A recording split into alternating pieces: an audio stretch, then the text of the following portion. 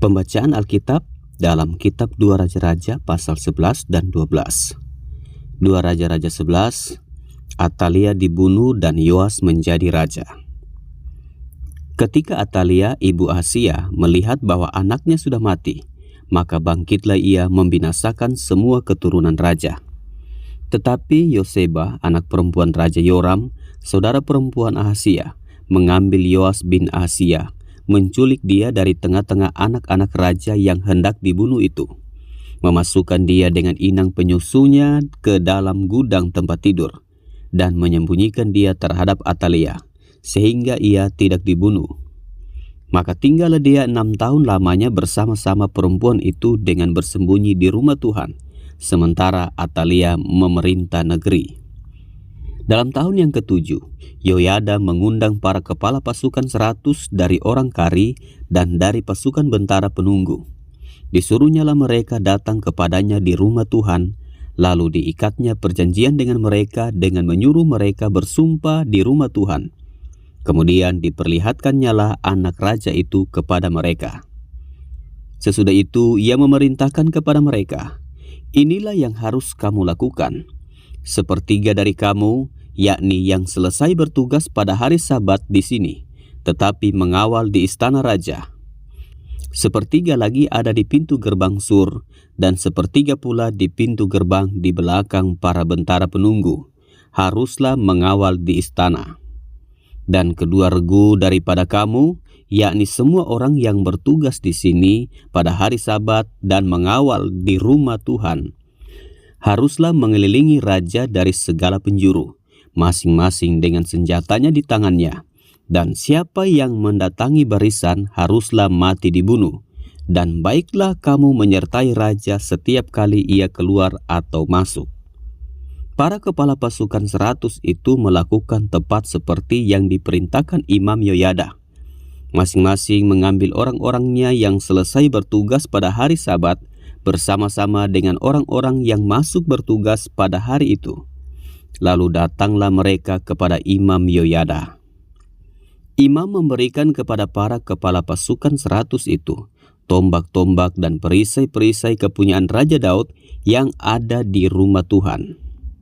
Kemudian para bentara itu, masing-masing dengan senjatanya di tangannya, mengambil tempatnya di lambung kanan sampai ke lambung kiri rumah itu, dengan mengelilingi mezbah dan rumah itu untuk melindungi raja.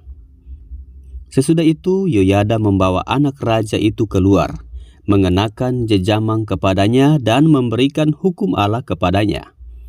Mereka menobatkan dia menjadi raja serta mengurapinya, dan sambil bertepuk tangan berserulah mereka, "Hiduplah raja!" Ketika Atalia mendengar suara bentara-bentara penunggu dan rakyat, pergilah ia mendapatkan rakyat itu ke dalam rumah Tuhan.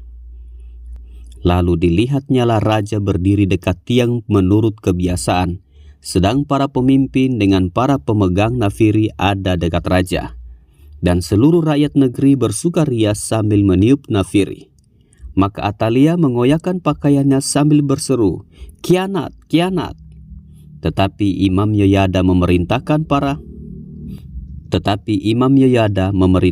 para kepala pasukan 100, yakni orang-orang yang mengepalai tentara. Katanya kepada mereka, "Bawalah dia keluar dari barisan. Siapa yang memihak kepadanya, bunuhlah dengan pedang." Sebab tadinya imam itu telah berkata, "Janganlah ia dibunuh di rumah Tuhan." Lalu mereka menangkap perempuan itu.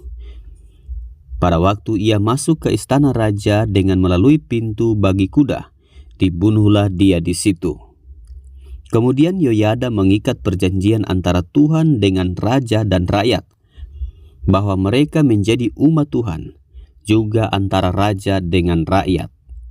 Sesudah itu masuklah seluruh rakyat negeri ke rumah Baal, lalu merobohkannya.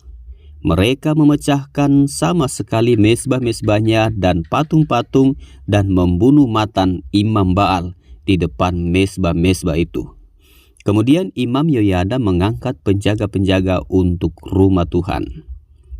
Sesudah itu ia mengajak para kepala pasukan 100, orang-orang Kari dan para bentara penunggu, dan seluruh rakyat negeri. Lalu mereka membawa raja turun dari rumah Tuhan. Mereka masuk ke istana raja melalui pintu gerbang para bentara. Kemudian duduklah raja di atas tahta kerajaan. Bersukarialah seluruh rakyat negeri dan amanlah kota itu, setelah Atalia mati dibunuh dengan pedang di istana raja. Yoas, Raja Yehuda. Yoas berumur 7 tahun pada waktu ia menjadi raja. 2 Raja-Raja 12. Dalam tahun ke-7 zaman Yehu, Yoas menjadi raja dan 40 tahun lamanya ia memerintah di Yerusalem. Nama ibunya ialah Sibia dari Bersyeba. Yoas melakukan apa yang benar di mata Tuhan seumur hidupnya, selama Imam Yoyada mengajar dia. Namun demikian, bukit-bukit pengorbanan tidaklah dijauhkan. Bangsa itu masih mempersembahkan dan membakar korban di bukit-bukit itu. Berkatalah Yoas kepada para imam, segala uang yang dibawa ke dalam rumah Tuhan sebagai persembahan kudus, yakni uang masuk untuk pencatatan jiwa, uang tebusan jiwa menurut penilaian yang berlaku untuk seseorang, dan segala uang yang dibawa ke dalam rumah Tuhan karena dorongan hati seseorang. Baiklah para imam sendiri menerimanya, masing-masing dari kenalannya, dan memakainya untuk memperbaiki yang rusak pada rumah itu, di mana saja terdapat kerusakan. Tetapi dalam tahun ke-23 zaman Raja Yoas, para imam belum juga memperbaiki kerusakan rumah itu.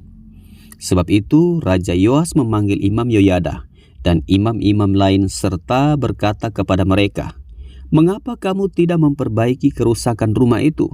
Maka sekarang tidak boleh lagi kamu menerima uang dari kenalan-kenalanmu, tetapi serahkanlah itu untuk memperbaiki kerusakan rumah itu." Lalu setujulah para imam itu untuk tidak menerima uang dari rakyat, tetapi mereka pun tidak usah lagi memperbaiki kerusakan rumah itu.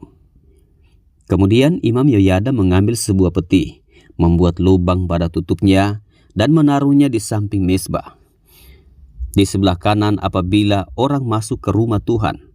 Para imam penjaga pintu menaruh ke dalamnya segala uang yang dibawa orang ke dalam rumah Tuhan. Dan apabila dilihat mereka bahwa sudah banyak uang dalam peti itu, maka datanglah panitera raja beserta imam besar, lalu membungkus dan menghitung uang yang terdapat dalam rumah Tuhan itu.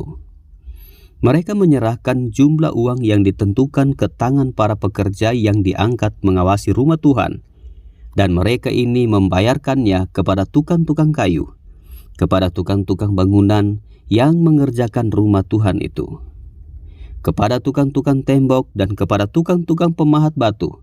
Mereka memakainya juga bagi pembelian kayu dan batu pahat untuk memperbaiki rumah Tuhan, dan bagi segala pengeluaran untuk memperbaiki rumah itu. Tetapi untuk rumah Tuhan tidaklah dibuat pasu perak, pisau, bokor penyiraman, nafiri, atau sesuatu perkakas emas dan perak dari uang yang telah dibawa ke dalam rumah Tuhan itu. Melainkan mereka menyerahkannya kepada para pekerja, supaya dipakai memperbaiki rumah Tuhan. Mereka kemudian tidak mengadakan perhitungan dengan orang-orang yang diserahi uang itu untuk memberikannya kepada tukang-tukang, sebab mereka bekerja dengan jujur. Tetapi uang korban penebus salah dan uang korban penghapus dosa tidaklah dibawa ke dalam rumah Tuhan. Semuanya itu adalah bagian para imam. Pada waktu itu majulah Hazael Raja Aram, diperanginya Gat dan direbutnya. Kemudian Hazael berniat menyerang ke Yerusalem. Tetapi Yoas Raja Yehuda mengambil segala persembahan kudus yang telah dikuduskan oleh para leluhurnya, yakni Yosafat, Yoram, dan Ahasiah, raja-raja Yehuda, dan persembahan-persembahan kudusnya sendiri, juga segala emas yang terdapat dalam perbendaharaan rumah Tuhan dan istana raja. Dikirimkannyalah semuanya itu kepada Hazael Raja Aram, maka tidak jadi lagi Hazael menyerang Yerusalem. Selebihnya dari riwayat Yoas dan segala yang dilakukannya, bukankah semuanya itu tertulis dalam kitab sejarah raja-raja Yehuda? Pegawai-pegawainya bangkit mengadakan persepakatan, lalu membunuh Yoas di rumah Milo yang letaknya di penurunan ke Sila. Yosakar anak Simeat dan Yosabat anak Somer ialah pegawai-pegawainya yang membunuh dia. Lalu ia dikuburkan di samping nenek moyangnya di kota Daud. Maka Amasya anaknya menjadi raja menggantikan dia.